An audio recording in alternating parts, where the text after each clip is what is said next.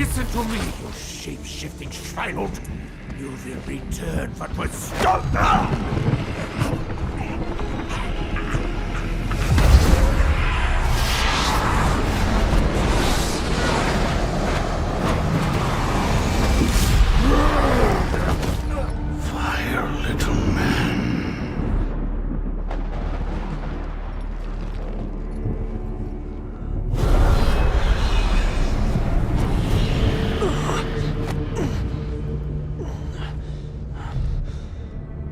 By your hands, the Dark Ether is unraveling. We should be so fucking lucky. Which would also mean the death of the fleeting pockets of reality you call home.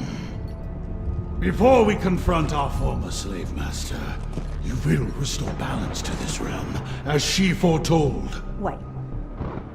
You expect us to save the Dark Ether? You think you know this place? You do not.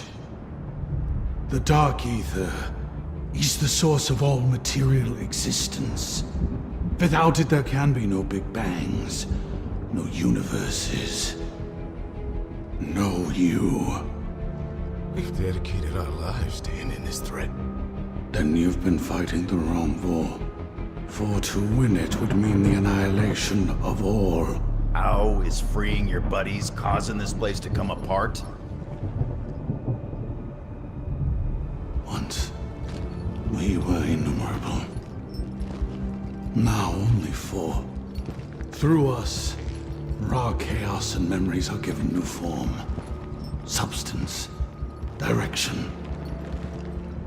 Before imprisonment, our intent was focused by places of power. But now those are controlled by the man you call the Warden. With our temples in ruin, the loom of creation runs out of control. How do we restart this engine? Journey to the place of fire. Liberate my sister and retrieve the world's seed. You will need it to cleanse the nexus of the rot that befouls it. And then we shall teach the slaver the error of his ways. Oh my goodness, we finally got the Totenreich thing. I wasn't able to play the day my internet was out, unfortunately, and I really wanted to upload a video yesterday, but today, it is 8 o'clock at night. I just got my internet back, so awesome me.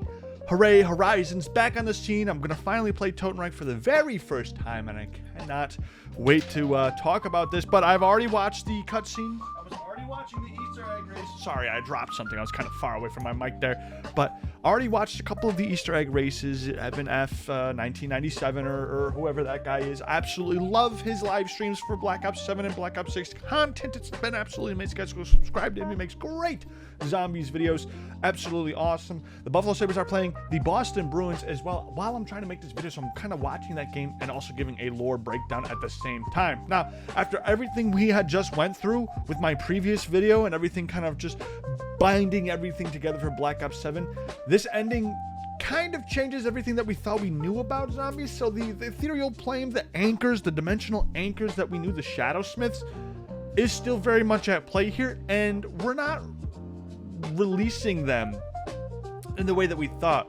We are releasing them, but we're also releasing the anchors. We are the people unraveling time in this universe. We are the people destroying the anchors and dimensions. We are pretty much the people closing and ruining this entire world, believe it or not, while someone else built it so that if we were to try to dismantle it, it would fall apart. So this person, the Shadow Keep, if you will, or whoever he is, just built this all around us to destroy it all if we try to save them, and we're the ones dismantling it. Now, welcome back to the channel. Today, once again, we are officially breaking down everything that you probably missed. Now, if you're into zombies lore, this is one of those moments you really can't ignore. I got bars today. Now, after completing the entire Easter egg quest, going through all the steps, surviving the boss fight, and finally triggering the ending cutscene, things get a little interesting. Now, before that, you could also do, I'm gonna have Mr. Raffle Waffles up on screen, but you could also do like this Richtofen Easter egg thing. Super cool, super awesome. He destroys New York. Everything from Call of Duty Vanguard is real for some reason. Absolutely insane. Carnifex, whatever his name is, just absolutely convinced Richtofen to do what he needed to do with Group 935, and he destroyed and nuked New York. That's an awesome Easter egg. We can get into that a little bit later, but we're just going to be talking about the main Easter egg, the main Shadowsmith anchor Easter egg, if you will. Now, as the cutscene begins, we see the aftermath of everything that we just did. The environment is destroyed. Chaos is pretty much everywhere, and it's clear that whatever we unleashed or tried to stop didn't exactly go according to plan. Then we see our group reacting confused, exhausted, but also realizing that something's a little bit bigger at play. And then this happens. The character reveals some hidden knowledge, a higher power / entity is then hinted at, or something escapes activity. The moment right here is the turning point, because it confirms that everything we've been doing so far was only part of a larger plan, and we are also actively partaking in our downfall. We're no longer preying on it, actively participating. And now this ties directly to the bigger zombie storyline in Black Ops 7 and the zombies Easter egg endings. They're never just really endings, right? First off, let's just get that out of the way. They're never really just endings. They're more transitions. They either set up the next map, reveal hidden manipulators, or kind of just completely flip the narrative on everything that we thought we knew. That's like the mind-bending ones, if you will. And this ending for Totenreich clearly leans into the second and third option, because we know there is a bigger force behind the events. The characters might not be in control, and whatever comes next, it's going to escalate fast. Now, so we know for a fact now that the cycle does have some hiccups. It's not a real cycle. After the events leading into Totenreich, reality doesn't really fully reset like it used to in older cycles. Instead, dead universes don't really disappear properly, and fragments of previous timelines can start leaking into another one. We now have absolute proof of this in Totenreich. Now, Totenreich forms a fail-safe system, a containment space created or activated to prevent total multi-universal collapse. But here's the problems. It doesn't just contain death, it also preserves failures, if you will. Now, the core entities behind it.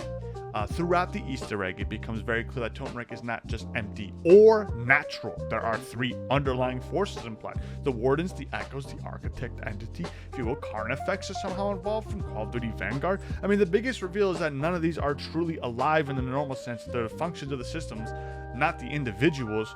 And the cycle problem, the key lore twist in Totenreich is that death no longer ends in the cycle, it just feeds it. Every failed run, every lost crew, every collapsed timeline gets absorbed into Totenreich and reused as memory fragments, enemy constructs, environmental loops. I mean, there are even environmental loops or environmental playthroughs. If you go into the fish store, you hear the lady screaming, that's an environmental loop. It was trapped there, and it will forever, every time we spawn to that map, it will forever play out. It's a fragment kept inside Totenreich. So instead of progress, the universe is basically recycling a failure to sustain itself, right? That's why everything feels familiar but wrong inside the map. Everything has an uncanny valley similar feel to it, right? Even if you're playing around in the map, I didn't get a recording of this, but Richtofen says this feels very eerily familiar, but I can't name it, right?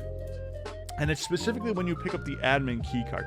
I don't know if that's a nod from the devs saying, oh, we've been here before, get the thing, do this thing, and then do that, and then it opens, or it's just like Richtofen actually speaking out loud, like he's been here before, after recognizing that he was already there before in the trailer, or the intro trailer, like my magnum opus, this, that, and the other thing. Like, he's already been there, he's already done the work for Group 935 in there. And that's also the place where he dropped the nuke on New York City, which is crazy. Now, every failed run, every lost crew, I like that quote that I came up with, right?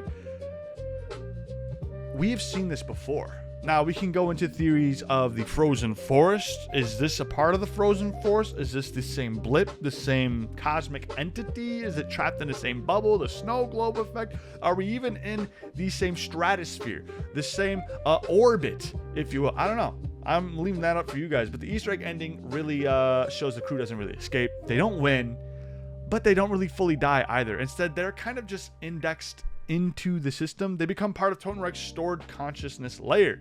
the final moment where reality distorts and the screen shifts signals that the system has accepted them as another permanent record. Not survivors, not victims, just kind of recorded data, if you will. Now, what does this mean going forward? I mean, the biggest implication for the zombie storyline is there is no clean reset anymore. The multiverse is now self-referential. Future maps will likely pull directly from Totenreich fragments itself. The fractured universe has now been rippled and torn to shreds, and Totenreich is the landing hotspot for these fragments to kind of just like coagulate together, and then like the cycle kind of pulls them apart. So instead of like new worlds, we're likely going to be seeing reconstructed echoes of old ones with corrupted rules.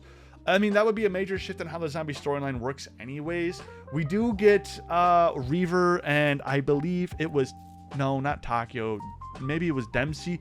I don't know. I think it was Dempsey. He gets his skin back, his soul back, if you, oh, excuse me, it was Richtofen who gets his soul back. I am so sorry.